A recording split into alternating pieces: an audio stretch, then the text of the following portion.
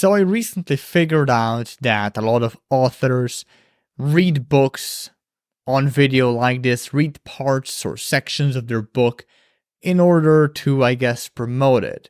So that's what I'll be doing today. I'm gonna be reading the first chapter of my book, my best-selling book From the Inside Out, A Counterintuitive Approach to Reattracting an Ex.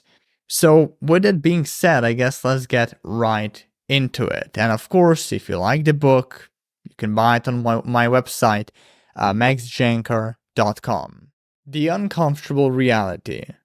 If you're looking for a quick and easy way to get back with your ex, please close this book and grow the fuck up. Reattraction, that is, the process of rekindling a romantic relationship, hardly ever entails such solutions. Usually it's just a fruitless drag through puke, shit, and razor blades. And even more often, it just shouldn't work out. While pressing through my own breakup, my first, and hell-bent on winning my ex back, I desperately clutched onto the umpteen lies and false hopes circulating around most ex-back advice. This is unsurprising. Most of this advice is given by stylists and con artists, which the industry is fraught with. These are the sorts of people who pretend to be knowledgeable on a particular topic and who exploit their potential customers' insecurities for profit. Whether you're aware of them or not, you've probably come across a few of these people already. These supposed experts swore that if I just bought their $47 ebook and applied what's inside, my ex would fall back in love with me in 30 to 60 days. I was promised smooth sailing through their replies, doubts, and the emotional muck apparently clogging their attraction. I was assured I could brush off any setback like dirt off my shoulders. I was sold on the idea that I wouldn't have to worry anymore about being friend-zoned, ignored, blocked, or rejected. Just follow my process, they said, and your ex will come crawling back. 97% success rate, guaranteed. My god, was I a gullible idiot. And understandably so. I was still a clueless, pimple-faced teenager devoid of much relationship experience and making out with a vile case of codependency, manifesting from years of feeling neglected and unwanted. In retrospect, it's amusing, funny even. I never noticed that the ex-back industry is brimming with charlatans who go on to lie, deceive, and exploit, to sell shoddy, often overpriced products. I failed to notice this, even though the writing was on the wall the whole time. I don't want you to repeat my mistakes, as most people do. So here are some proper expectations to remember.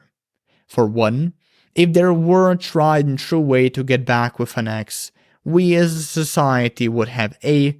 figured it out a long time ago, and B. breakups would be wiped out, the world would be flooded with happily committed and married couples, and I would probably be out of the job.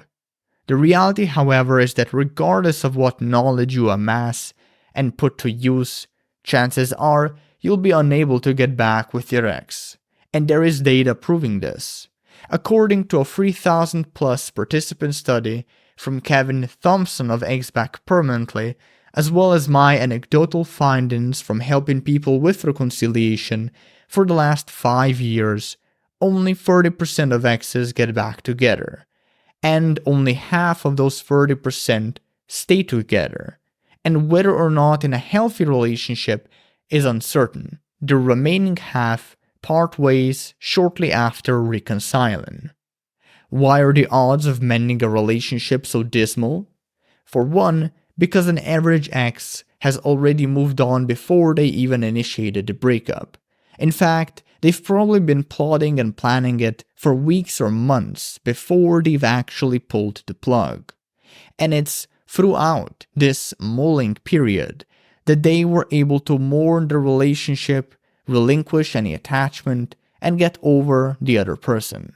The other person who, due to their high attraction, likely overlooked their ex's declining interest, and with it, entirely missed their chance at turning things around. Then there's the fact that an average person is always yearning to rekindle their relationship for fear-based, attraction-killing reasons, dreading there's no one better out there, worrying if anyone will ever love them the same way their ex did, believing they're not good enough for anyone else. The issue with trying to save a relationship for these reasons is that they make a person behave in creepy, needy ways that only scare their ex away. Chasing and pursuing, begging and pleading, stalking and spying, showing up at their doorstep at 3 a.m., flowers and chocolate in hand, just waiting for that sweet, sweet restraining order. Another reason reconciliation seldom happens is because as humans, we are wired to adhere to band-aid solutions instead of doing deep, meaningful, identity-level work. After all, the first course of action is natural and easy, while the latter is unpleasant, even painful. So rather than resolving, for instance, our neediness, lack of assertiveness, or fear of intimacy, actual reasons on average ex's attraction plummets, we do dumb shit like wait 6.69 days before calling back, or play hard to get to keep our ex guessing where they stand and to keep up with the quote-unquote mystery. The problem with these quick fixes is that they completely disregard the fact that relationships don't end because two people did something wrong to each other. They end because two people are something wrong for each other.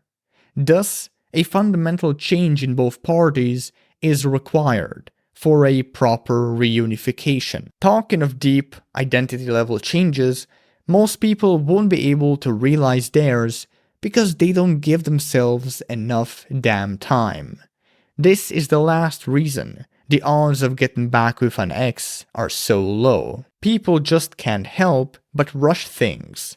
They don't give their ex enough time to have their fun and freedom, to start missing them voluntarily, and to re-choose them at their own pace.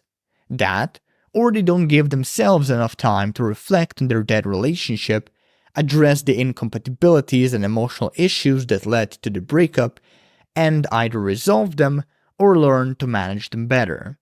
Some people, of course, also fail at both of these fronts. In any of the three cases, a person gets either jettisoned or, even worse, recommits to their ex prematurely and ends up in a restored yet fragile relationship composed of two wholly different and skeptical individuals replaying the same problems and dramas over and over again while being constantly reminded of why things failed in the first place. All of this is not to say you shouldn't give reattraction a shot. It's a noble cause and there's nothing inherently wrong about it. I do believe in second chances, and although rare, some relationships can be rekindled, and it can be a beautiful and gratifying experience. I'm just being brutally honest about the nature of the beast. So in the name of honesty, I also want you to be fully aware of what you signed up for. Not cool reattraction theories or some glib psychological tricks and conversational tools. What you really signed up for, probably unknowingly, are seemingly infinite periods of waiting, uncomfortable personal growth, awkward conversations, unnecessary emotional turbulence, unreleased sexual tension, and almost certain rejection. That's what reattraction really is.